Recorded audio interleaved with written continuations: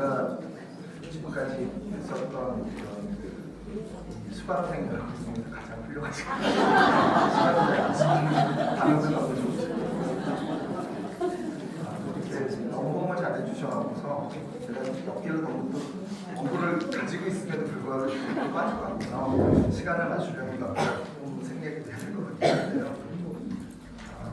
존 개츠비 컬렉션 얘기할 좀 짧게 하고 지나가겠습니다.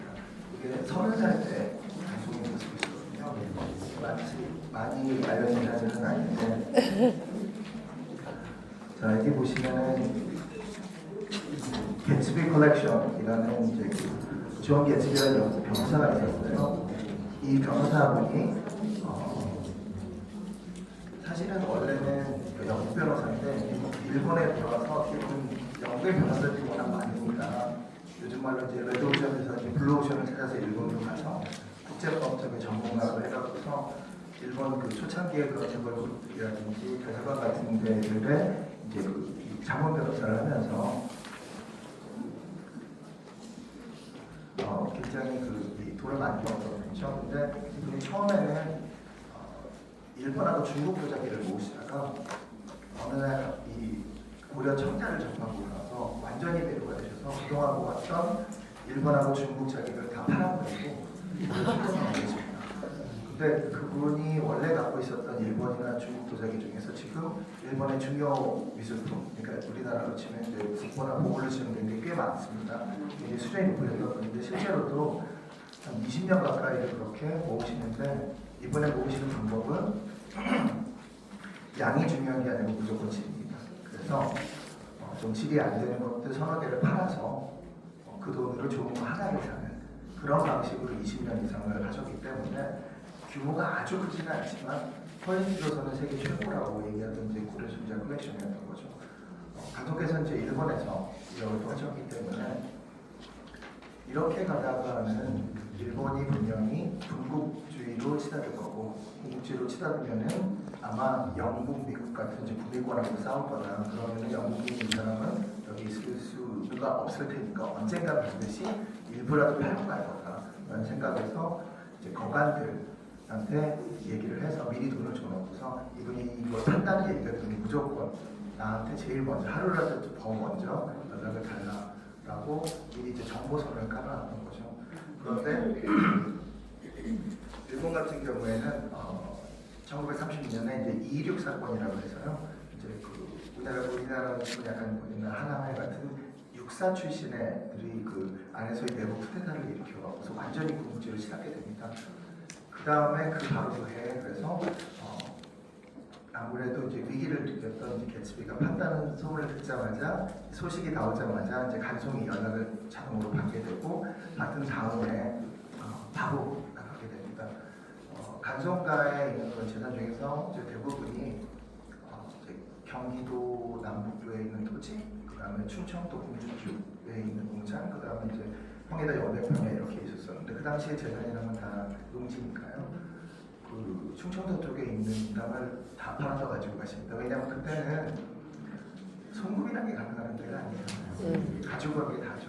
근데 전체를 팔지 일부만 팔지 알 수도 없는데 그것도 어떻게 보면 이제 승부라고 볼 수가 있을 텐데 큰 땅을 파니까 사실은 집안에 한 분만 있는 남자니까 그 어머니들 그러니까 큰어머니지만 생모고 작은 어머니 두 분이 이제 그 가족이 하시는 일에 물론 그 간섭을 하신 적은 없는데 그때 한번 이제 그 생모가 간섭을 하셨답니다. 정말 팔아야 되느냐 걱정이 되죠 정말. 그런데 네, 이거는 그렇게 해야지나 이렇게 설득을 해서 하시고 가져가셨답니다. 자 그런데 이제 금액이 한 40만 원 정도니까 아까 말씀드렸던 거 비교하면 엄청난 금액일 텐데 그래도 개츠비의 전체 컬렉션에 비교하면 그렇게 큰 금액이라고 볼 수 없을 수도 있습니다. 자 근데 이 개츠비가 간송을 만난 다음에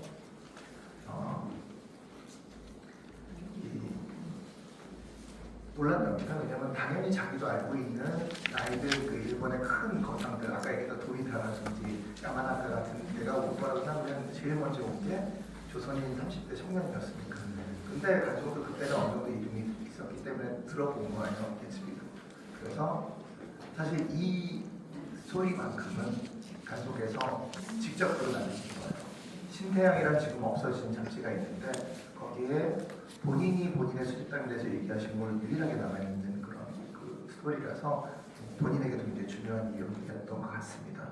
어쨌든 그래서 그 개츠비라는 분이 말씀하시기 물론 나이 차이 굉장히 많이 나죠.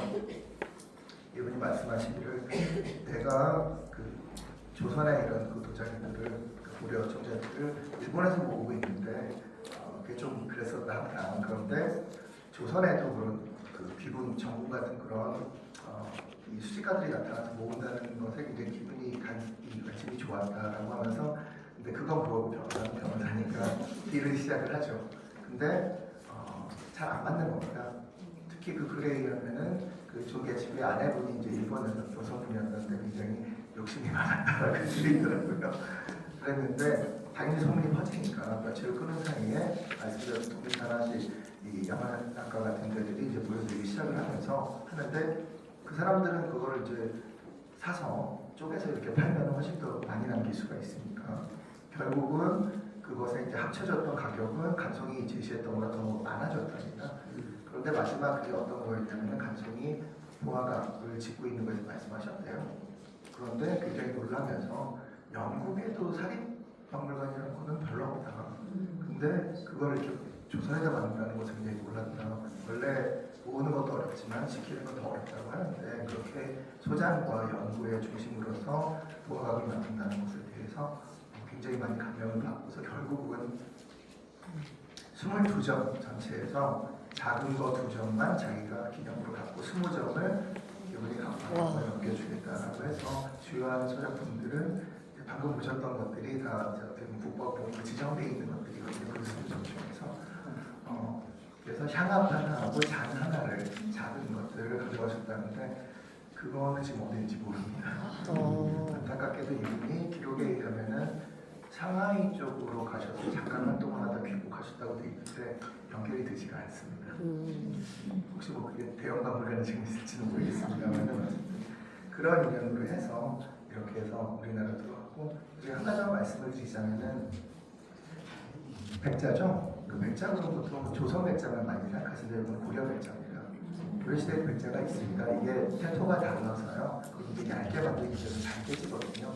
그래서 고려 백자 중에서 지금 원형 그대로 멀쩡하게 남아있는 게 거의 유일한 정도로 굉장히 귀중한 고려 백자라고 색깔이 조금 더 파랗고요. 좀 더 얇습니다. 그래서 잘 깨지더라고요. 후민정음 해례본 얘기를 안 드릴 수가 없겠죠.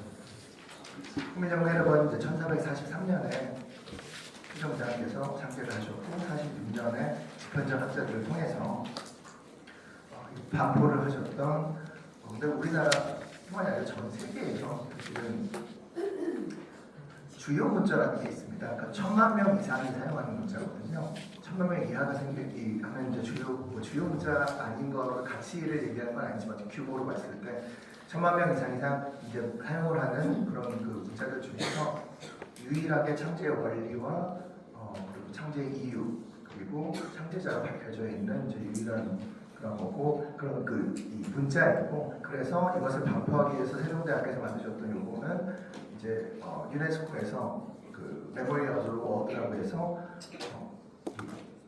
세계 기록문화유산으로 이제 지정되어 있다고요. 당연히 국보로 또 지정이 되어 있습니다.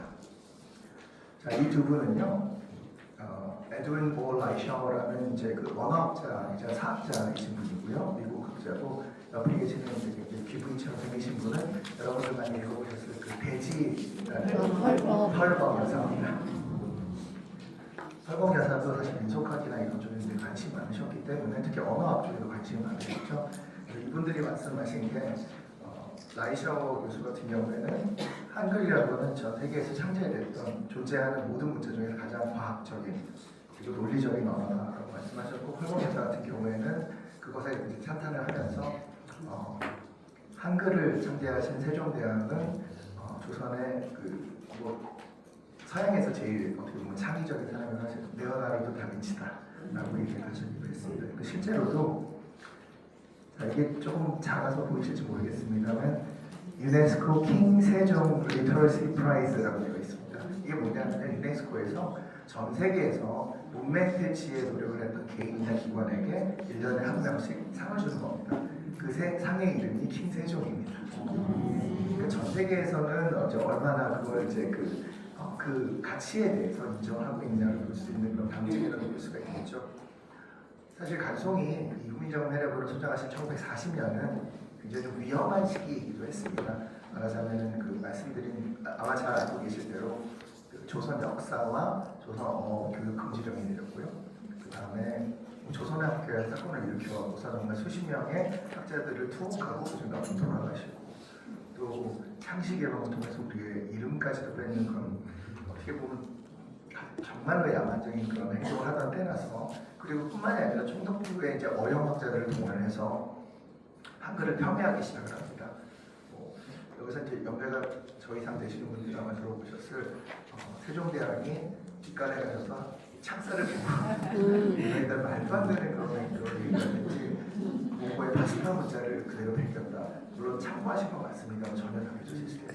그리고 심지어는 일본의 고대 비석을 하나 날조에 내서 제 광개토 대학교에 손을 댔듯이 이게 일본의 고대 문자였다. 이렇게 주장하기까지 하는데 우리는 반박할 수가 없는 게 훈민정 해례본이 그 당시에 발견된 게 한 번도 없어서 그렇죠.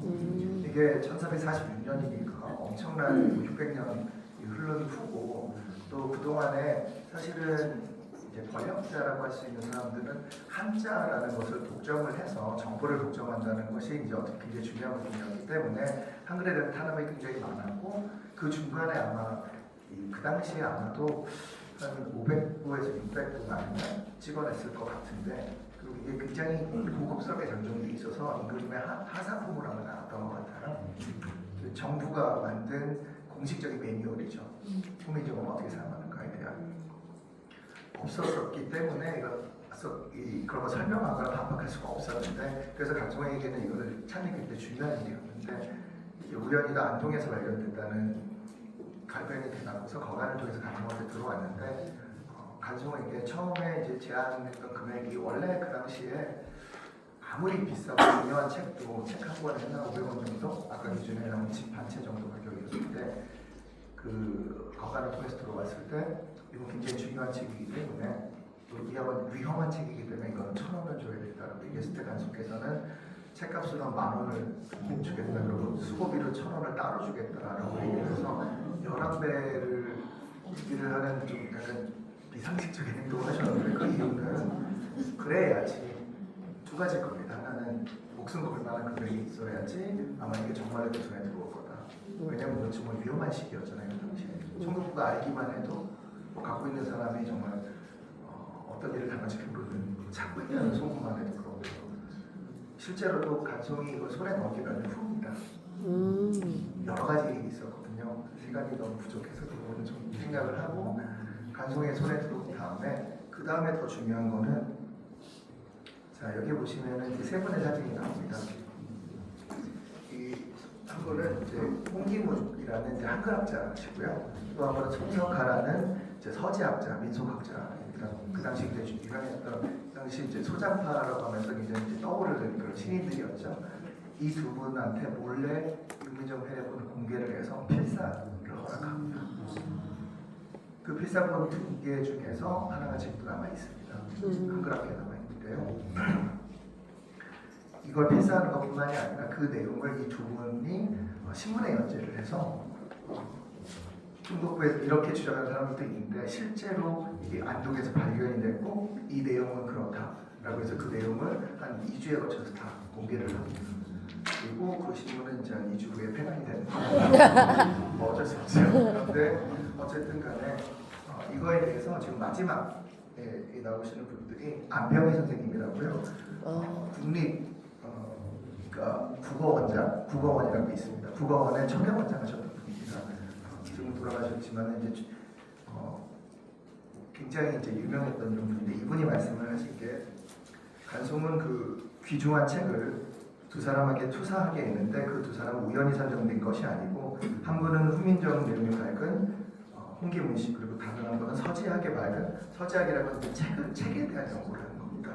말은 송석화 선생이다. 이 두 분에게 투사하도록 하여 헤레본을 학계에 완벽하게 소개하려는 숨은 뜻이 있었던 걸로 생각을 한다라고 말씀을 하셨습니다.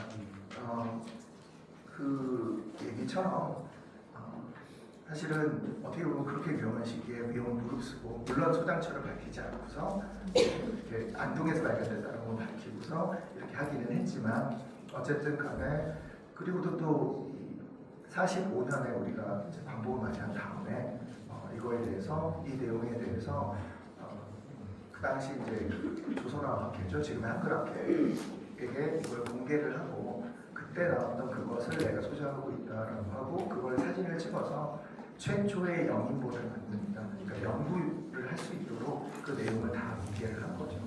일반적인 수장가 같은 분은 하지 않는 일이지만은 지금 이 과정을 통해서도 감독이 왜 이 일을 하셨는가에 대해서 너무 잘 알 수 있는 그런 미래라고 할 수, 일과라고 할 수 있을 것 같습니다. 그리고 이제 교보문고에서 저희가 교보문고랑 같이 이렇게 발간을 했던 복합문이라고 보통 얘기를 하는데 여기 있는 게 이제 그 간송에 갖고 있는 간송문이라고 보통 얘기하는 훈민정음 해례본을 정례영인을 했고요. 그 다음에 그거에 대한 해설서 같이 해서 팔았는데 굉장히 비쌌습니다. 사실 뭐 굉장히 오래전 일이기도 한데 1914년이니까 11년 전에 35만 원이었으니까 되게 비싼 가격이고 그럼에도 불구하고 인문학 분야에서 베스트셀러 2위를 굉장히 오래 있었거든요. 한 3,000부밖에 안 만들었는데 그게 제가 생각했던 것보다 훨씬 더 빨리 나가서 이런 걸 생각하시는 분들이 많다. 왜냐하면은 사실 이걸 만들었던 제일 중요한 이유 중에 하나가 유럽의 지성에서 가장 중요한 역할을 했던 상징적인 게 구텐베르크의 이 성경 출판입니다. 왜냐하면 인쇄를 통해서 그 전까지는 이 수사님들이 손으로 픽사를 해서 양피지에다가 뭐 사실 성경이라는 것이 되게 너무 귀했거든요. 그래서 아주 중요한 과목을 하나 갖고 있고 나머지는 교회에 있고 그 정도였는데 인쇄를 통해서 원하는 사람은 적절한 가격에 다 가질 수 있게 만들었다는 건 정말 놀라운 일이기 때문에 그 이후로 이런 무슨 뭐 해결의 철학이라든지 이런 것들이 퍼져나갔는데 그 인쇄가 굉장히 중요한 역할을 했죠. 미국 같은 경우에는 그게 독립선언서라고 할 수가 있겠죠. 미국의 헌법의 기준이 되고 그거를 어떻게 보면 이제 핵심으로 해가지고 미국이라는 나라의 문화라든지 이런 것이 만들어졌기 때문에 우리나라라면 그렇다면은 그렇게 상징적인 게 뭔가라고 생각을 했을 때 저는 그게 훈민정음 해례본이라고 생각을 했고 그렇다면은 아이들한테 이제 교육을 하기 위해서 그래서 제가 말씀드린 대로 이 초판본이나 독립선언서의 영인본들을 집에 갖고 계시는 분들이 꽤 계세요. 아이들한테 보여주기도 하고 뭐 이런 부분들이 있어서 그런 시장도 있지 않을까. 근데 혹시 그런 시장이 없을 경우에 대비해서 우리나라에 있는 이제 국공립 도서관들의 숫자가 한 3,000개 정도 되기 때문에 그래서 그 숫자를 정했는데 그 국공립 도서관에서 갖고 있는 게 되게 많은 게 일반 분들이 굉장히 많이 사셨어요. 특히 40, 50대, 30, 40대의 남성분들이 많이 사셨거든요. 그래서 제가 있었으면 했던 그 시장이 좋지 않았구나 항상 생각을 했던 그런 부분. 혹시 여기 보성고등학교 나오신 분이 계실까요? 이게 이제 1920년대부터 1988년까지 해화동에 있었던 시절의 보성의 모습입니다. 사실 훈민정음 해례본을 수집하셨던 40년은 또 간송께서 보성을 인수하셨던 그 때기도 한데요. 보성이라는 학교는 원래는 지금 이제 그 광화문 근처에 있는 조계사라는 이제 조계종의 본산이 있죠.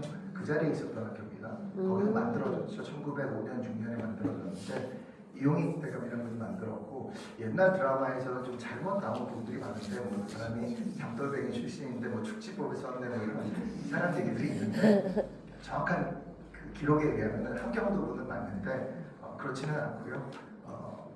이분의 부인이 함경도에서 가장 존경받는 유학자의 따님이거든요. 그런 분이 아무한테나 나를 주시지 않으셨을 테니까 유학자 집안이었던 건 맞는 것 같습니다. 그런데 20대 때 좀 행간이 좀 묘연하기 때문에 그런 또 소문이 빠지긴 했는데 실제로 이제 한 40 정도 가까이 돼서 30대 때에 그 함경도에 있는 어느 금광의 관리자가 됩니다. 근데 금광은 그 당시에 모두 황실의 소유였거든요. 근데 이분이 맞자마자 소출이 갑자기 20배가 돼요. 그래서 능력이 좋은가가 아니라 사실은 그 전에 있는 분이 그만큼을 착복을 했다는 얘기죠. 정직한 사람이었다는 얘기죠.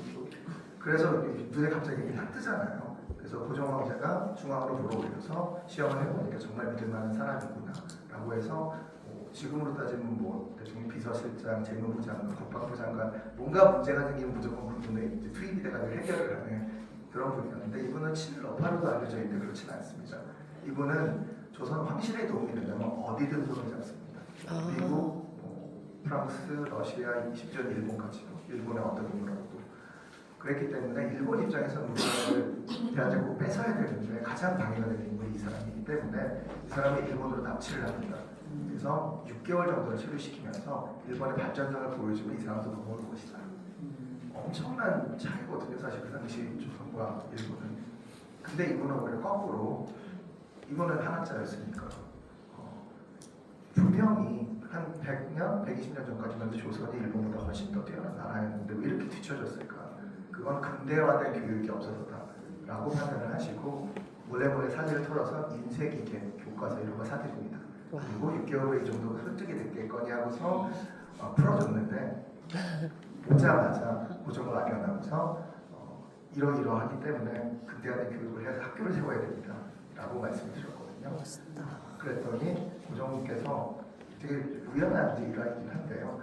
경에 오기 전에 바로 전에 일본이 명사가 왔고 이 경성에 그러니까 서울의 한양에 일본인들이 되게 많이 사는데 아이들이 많으니까 보통 학교, 그러니까 지금의 이제 초등학교를 세워야 되니까 돈을 달라라고 해서 요즘 말로 하면 이제 삥을 뜯어간다 합니다. 근데 보통 학교잖아요. 넓게 통하는 인재를 만든다. 근데 고종이 생각하시기에는 넓다라는 건 교육이 굉장히 좋은 글자인데 통한다라는 거는 이렇게 통해서 나가면 남는 게 없잖아요. 좋은 글자가 아닙니다. 그래서 경은 보성, 넓게 이루는 인재를 키우는 학교를 만들려고 해서 보성이라는 교명을 하사받아서 만들어진 학교이기도 하고 그때서부터 사실은 정말 말하자면 민족 학교일 수밖에 없는 게 학교가 지금까지도 이제 사용하고 있는 건학 이념이 흥학교 이북과 학교를 만들어서 나라를 버틴다, 돕는다입니다.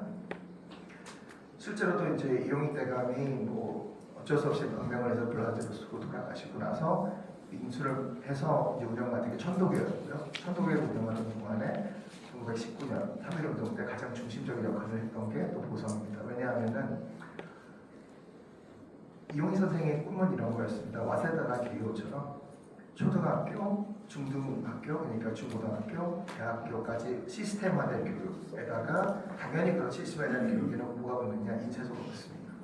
인쇄가 당연히 필요한 거니까요. 뭐 하버드에도 하버드 프레스가 있고 그렇듯이. 그래서 보성사는 인쇄소까지 4개의 체제로도 완벽하게 만들었는데 그 보성사에서 전국에 배포됐던 이제 3만 장이 넘는 등록서는 모두 인쇄가 돼서 전국으로 배포가 됩니다. 그리고 뭐 아시다시피 천도교를 운영을 했으니까 천도교가 3.1운동 때 했던 그 역할에 대해서 너무나 잘 아실 거고 그 중에서 3.1운동에 가장 직접적인 영향을 줬던 게 28 독립선언입니다. 동경의 유학생, 동경에서 유학하고 있는 조선인 학생들이 정말 감이 크게도 독립선언을 하고 그 독립선언서를 28 독립선언문을 일본의 국회, 신문사, 행정부에다 보내버립니다. 근데 그거에 이제 주도를 했던 학생들 7명 중에서 3명이 이제 보성 출신이고 특히 그 중에서 송계백이라고 그 28 독립선언문을 가지고서 국내에 들어와서 천도교 쪽에 연결했던 송계백도 보성 출신입니다. 그리고 뭐 아시다시피 그 당시에 교주였던 손병희 선생을 중심으로 해서 그 33인 중에서 한 3분의 1이 넘는 사람들이 보성 관련된 사람이니까 정말 민족 학교였다고 볼 수가 있는데 당연히 총독부 입장에서 문을 닫게 만들어야 되는 학교죠. 불량 선인들의 모임 단체라고 생각을 했기 때문에 결국은 계속 이제 움직여가고서 학교가 문을 닫게 될 상황에 이제 39년 정도는 처하게 됩니다.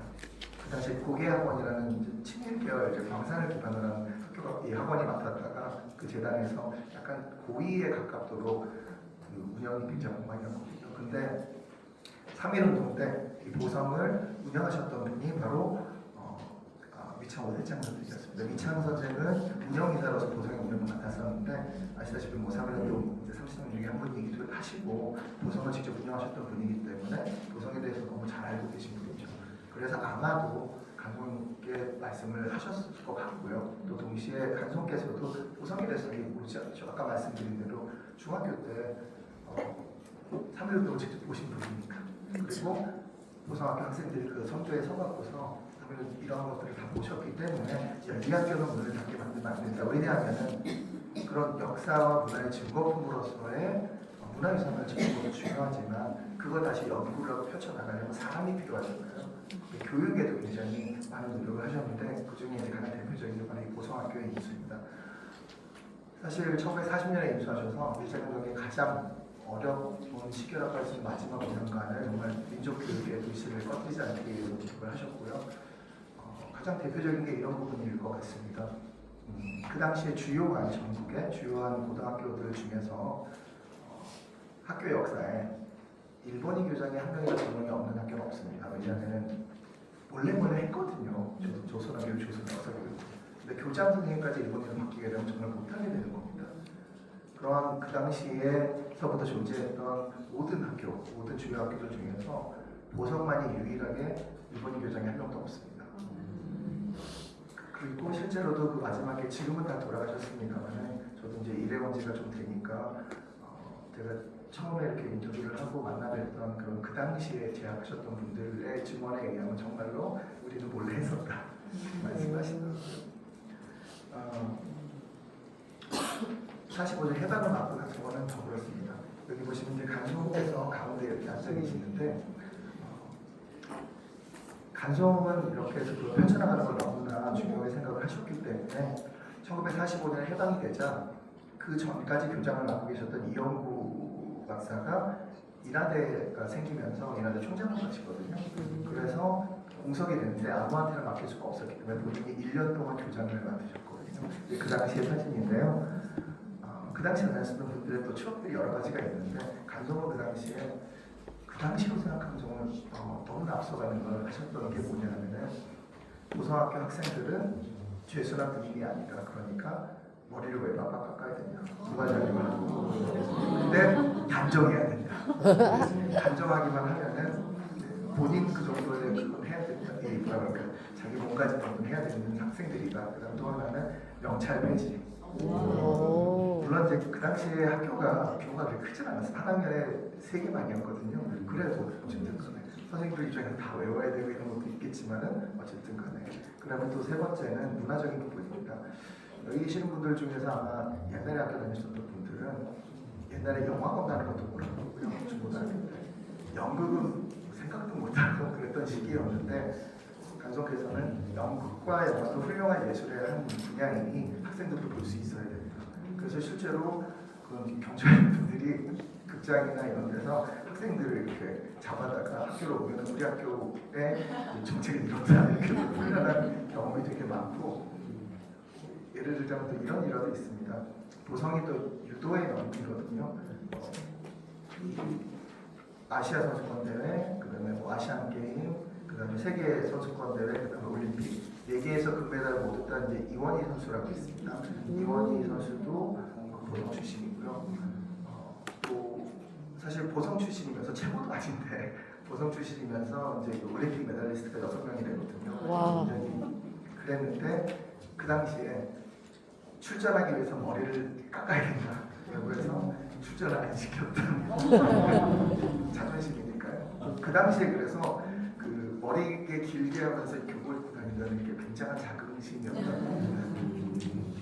자 이렇게 그 학교를 이제 운영하시기도 했는데 안타깝게도 62년도에 환갑도 되지 않은 17살 나이에 돌아가셨습니다. 그 학교장으로 그렇게 사랑하셨던 이제 그 학교의 학교장으로 치러주고요.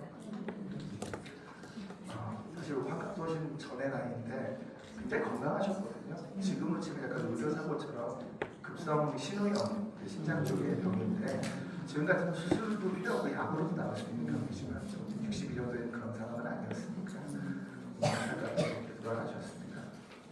사실 그 당시에 장남이었던 이제 아버님 같은 경우에는 53년도에 미국 끝나자마자 미국에 가서서 미국에서 화가로 활동하실 때였거든요. 거기서 미술학교를 나오고 나오시고 아버님의 20대 때 작품이 서양미술 좋아하시는 분들은 아시는 뭐 휘즈니 뮤지엄이라든지 모마 같은 데 소장이 되어 있거든요. 굉장히 성공적인 커리어를 쫙 쌓아가고 계셨는데 전국 단위의 이제 화랑의 전속작가가 되기도 하시고 근데 간성이 돌아가셨다는 얘기를 너무 늦게 들으셨어요. 그때는 전화가 너무 정신이 없었다고 합니다.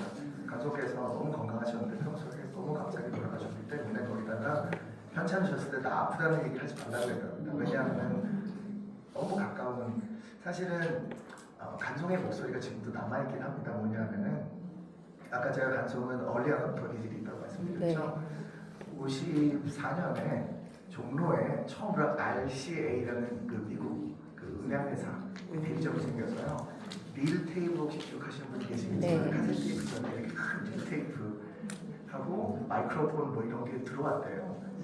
그 누구보다도 먼저 제일 먼저 사실은 그래서 미국에 있으니까 거기서 다 될 거야라는 생각에서 집안에서 본인 목소리, 가족 목소리를 녹음을 해서 오디오 편지를 보내신 거예요. 54년에. 그러니까 아버님은 그때 그걸 받고 나서 되게 당황하신 게 미국이라도 테이프 플레이하는 게 없었던 거예요. 학교 도서관에 있더라고요. 그래서 시즌에 들으셨고 그렇게 오디오 편지 왔다 갔다 하셨는데 간송의 그 목소리나 이걸 들어보면요. 뭐 돌아가신 아버님이랑 많이 이렇게 증언이 있지만 옛날 사람들 이렇게 채벌이라고 다녔던 그런 시기에 당연히 맞은 적도 없고 큰 소리를 들은 적도 한 번도 없다. 그러니까 아버님 같은 경우에는 한 두 가지라고 어떤 거냐면은 수학 성적이 좀 안 좋으셨대요. 우리 수학 공부를 좀 해야지 이렇게 얘기하시는 게 아니라 자고 일어나 보면은 머리맡에 수학 참고서가 더 무섭지 않나요?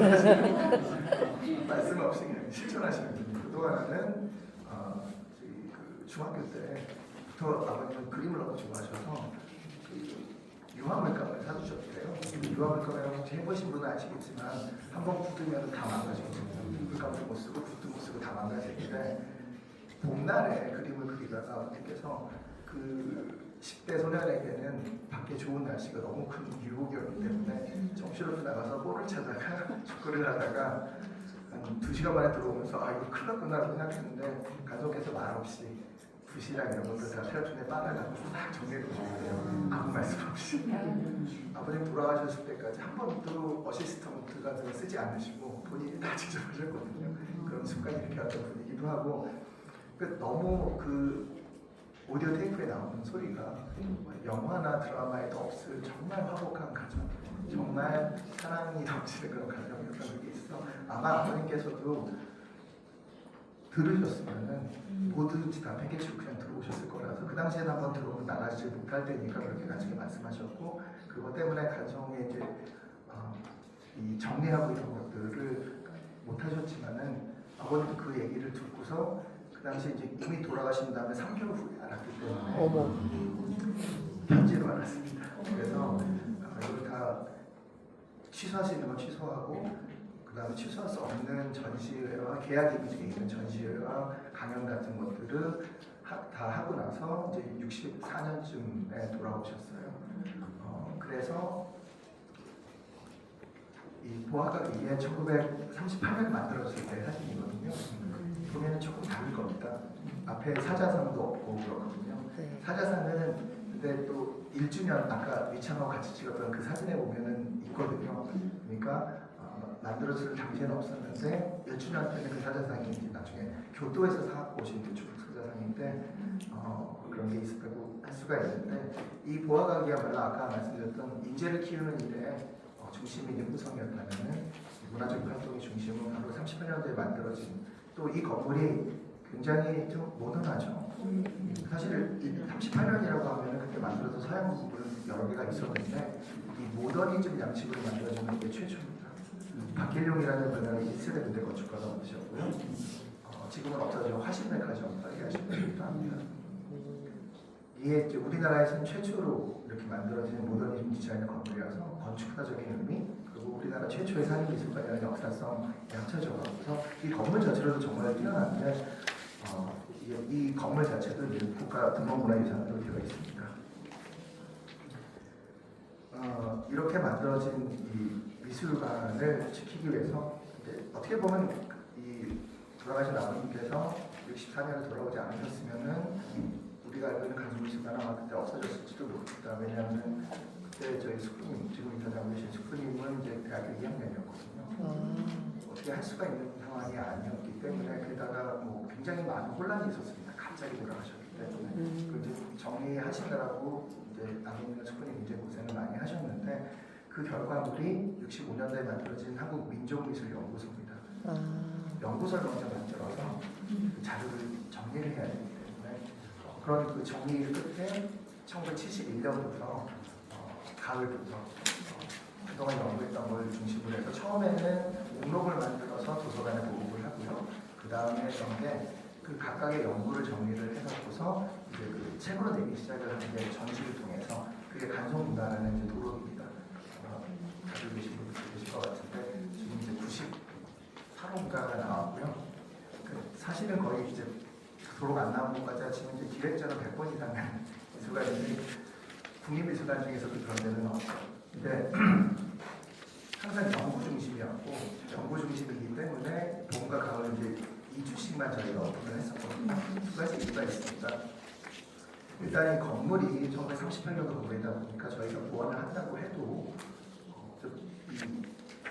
이런 유물들을 그 문화유산들을 이렇게 전시하는데 그 환경에는 안 만들 수가 없거든요. 항온항습이라든지 조명이라든지 여러 가지가. 그래서 문화재를 손상시키지 않는 그 범주에서 전시를 하기에는 2주가 한계다.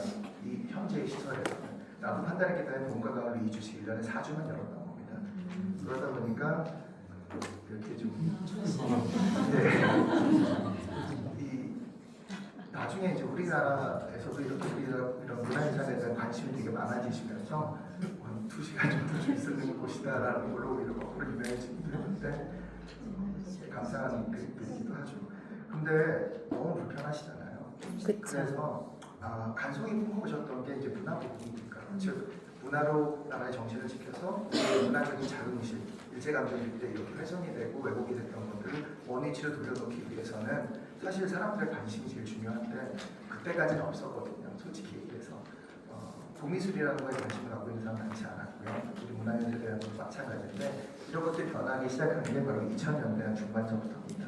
그래서 저희가 이제는 이들께서 관심을 갖고 계시기 때문에 저희가 조금 더 적극적으로 나서서 좀 알리는 일에도 좀 그러니까 보존하고 연구하는 것뿐만이 아니라 알리는 일에도 좀 노력을 해야겠다는 생각으로 만들어진 게 바로 이제 그 간송미술문화재단 재단으로가 된 건 사실 많지 않습니다. 2013년에 재단화가 됐고요. 그 이듬해 2014년부터 이 동대문 DPP에서 전시를 시작을 했습니다.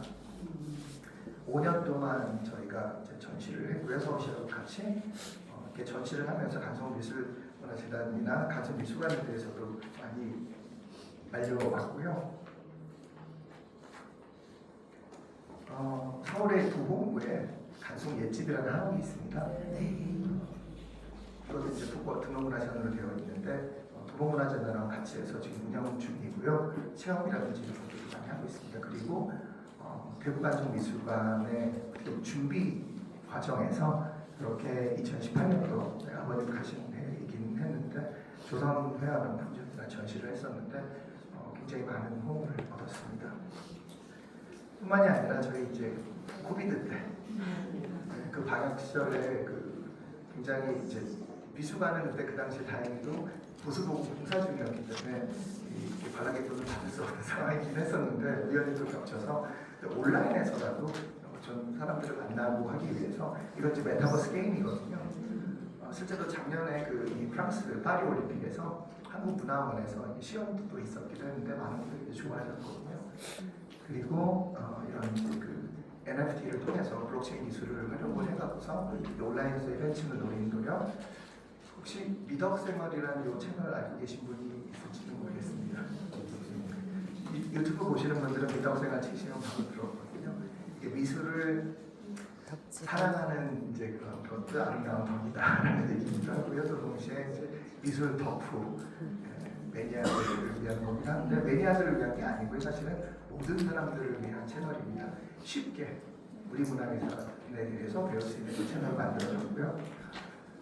제가 말씀드렸던 대로 코비드 때 저희가 이제 공사를 해서 여기 보시면은 이 건물이 아니라요. 이 건물의 이쪽까지도 다 이게 사실은 굉장히 10m 이상 뻗어 있던 땅이었는데 이걸 채워넣어서 현대적인 수장고하고 연구시설을 만들었습니다. 보존시설도 같이 들어갔고요. 그래서 지금의 모습입니다.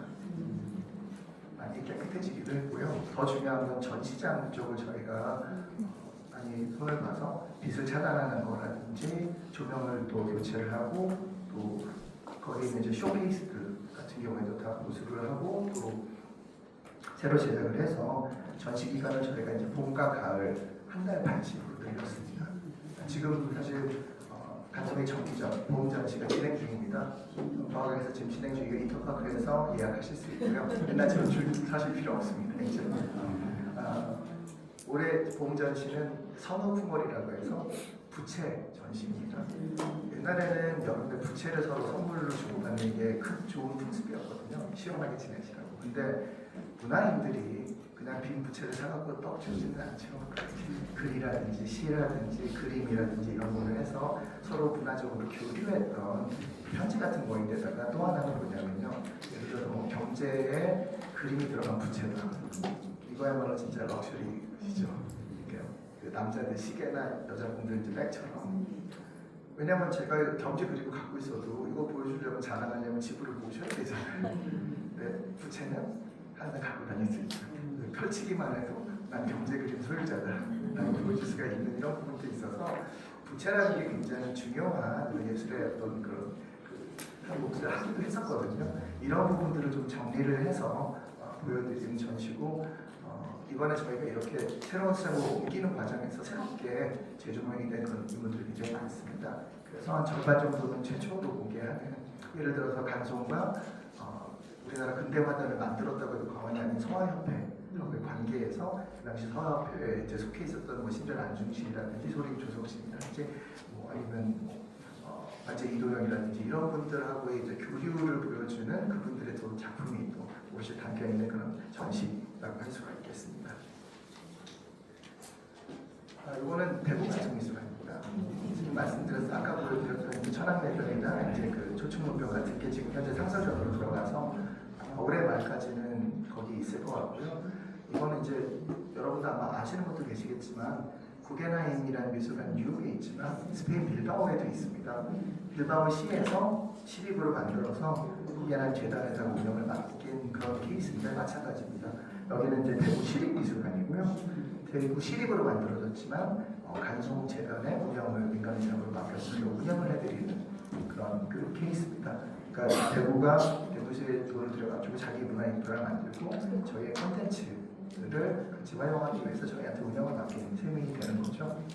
뒤에 이제 저기 대구 미술관하고 같이 있어서 현대서부터 근대 그다음에 고미술까지도 같이 보실 수 있는 그런 장소가 됐고요. 또 지금은 상설전시가 진행이 되지만 또 마찬가지로 또 1년에 한두 번 특별전을 합니다. 5월 초서부터는 5월 첫 주가 굉장히 중요한 부분인데 왜냐하면 상설전이라고 해도 종이로 만들어진 그림이나 글씨가 좀 계속 3개월씩 교체가 되거든요. 그래서 첫 번째 상설전하고 첫 번째 이 기획전을 보실 수 있는 게 딱 그때가 겹치고요. 그 이후로 상설전 이미 교체가 되기 때문에 그래서 같이 보실 수 있는 좋은 기회가 될 것 같습니다. 이렇게 어떻게 보면은 지금까지는 간송제라고 말씀을 드릴게요. 간송 세대 때는 문화보급을 위해서 그걸 모으고 연구를 위한 준비를 하셨다고 한다면 사람을 키우면서 저희 아버님, 축구님 세대에서는 그거를 연구를 하고 지켜보고 이렇게 해서 또 기본을 닦았다고 한다면은 지금은 사실 그 우리들 입에서 봤을 이거에 있는 이제 문화재청이라는 기관이 이제 국가유산청으로 바뀌었거든요. 그 바꿨던 가장 큰 이유가 뭐냐면은 보존은 이제 당연한 거고요. 그것을 어떻게 활용하는가, 어떻게 사람들이 많이 참여할 수 있도록 만드는가에 대한 그런 변화를 위해서 바뀐 걸로 알고 있습니다. 저희도 마찬가지로 어떻게 보면은 지금 아까 보셨던 뭐 블록체인 쪽도 그렇고 그다음에 뭐 유튜브나 이런 것도 마찬가지로 온라인이나 미디어 쪽, 그리고 지금 아까 제가 잠깐 말씀드렸던 그 DDP에서 지금 전시하고 있는 그런 미디어 쪽 같은 경우에도 우리나라 문화유산을 즐기는 것도 힙하다. 요즘은 칩이라 그러죠. 칩을 하는 거다라고 보여줄 수 있는 많은, 근데 정말 외국인분들도 그렇고요. 그다음에 젊은이들도 굉장히 좋아하시거든요. 관심이 생기면 또 깊이 파고 들어가는 게 그쪽 세대이기 때문에 저는 그런 쪽으로도 좀 지향을 펴나가면서 우리 문화유산을 어떻게 보면 더 많은 분들께, 더 다양한 분들께 더 가깝고 편하게 보여드리고 같이 향유할 수 있는 방법을 찾는 게 지금 21세기에 맞는 문화보급이 아닌가라고 생각을 하고 간송미술관의 방향성을 그렇게 정해서 운영을 하고 있습니다. 여러분 많이 공부하셨듯이 이제 우리나라는 역시 수미상반이죠.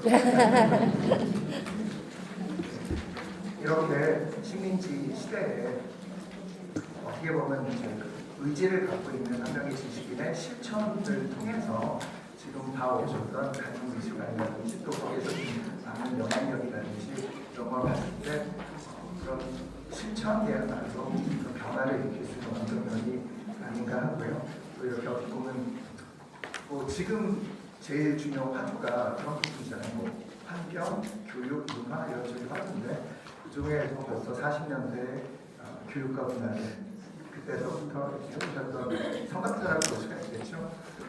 그런 중요성에 대해서 그때 이미 자각을 하고 준비를 해오신 덕분에 또 간송미술관이 만들어지고 부하각에서 이제 간송미술을 변화해서 많은 분들께 우리 문화유산의 아름다움, 뛰어난 소중함에 대해서 알려드리는 기회가 돼서 또 이런 또 강의를 통해서 여러분들 만나게 되어서 기쁘게 생각합니다. 긴 이야기 들어주셔서 고맙습니다.